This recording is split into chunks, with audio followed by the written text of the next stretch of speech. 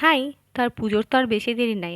আমাদেরকে একটা glowing skin পেতে হলে শুধু পার্লার গেলেই হবে না, আর সিরাম মাখলেই হবে না। ভিতর থেকেও কিছু, কিছু জিনিস ইনটেক করতে হবে। তো তোমরা সবাই দেখতে পাচ্ছ আমার হাতে বিটরুট আছে।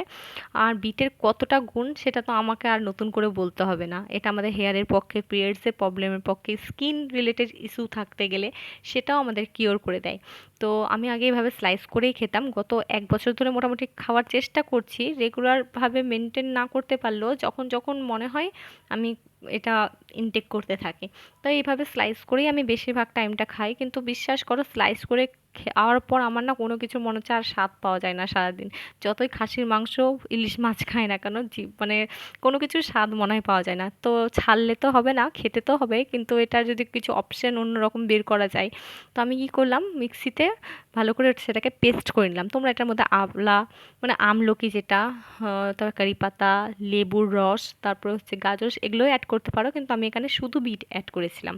আর ফ্রিজারে ফ্রিজ হতে দিয়ে দিয়েছিলাম। আর ফ্রিজারে যখন ফ্রিজ হতে দেবে তো এটার উপরে একটা ঢাকনা দিয়ে দিবে, মানে খোলা রাখবে না ফ্রিজে।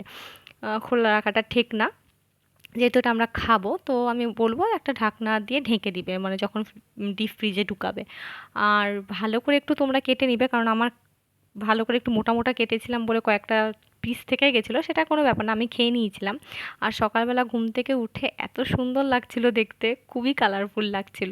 তো আমি কি করেছিলাম, ঘুম থেকে উঠে যখন খাবো তার ০.৫ ঘন্টা আগে জলের মধ্যে একটা কিউব দিয়ে দিয়েছিলাম, কারণ আমি সকাল সকাল ঠান্ডা খাবো না বলে আমি ০.৫ ঘন্টা আগে তোমার সেটাকে ভিজিয়ে রেখে দিয়েছিলাম, দিয়ে অন্য অন্য কিছু করছিলাম কাজগুলো যেগুলো আমার থাকে।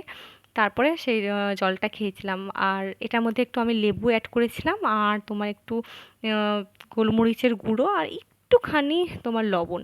আর খেতে সত্যি বলছি খুব ভালো লাগছিল। তো তোমরাও পুজোর আগে এখন থেকে এটা খাওয়া শুরু করে দাও। ভিডিওটা কেমন লাগলো জানাইও। Thank you for watching.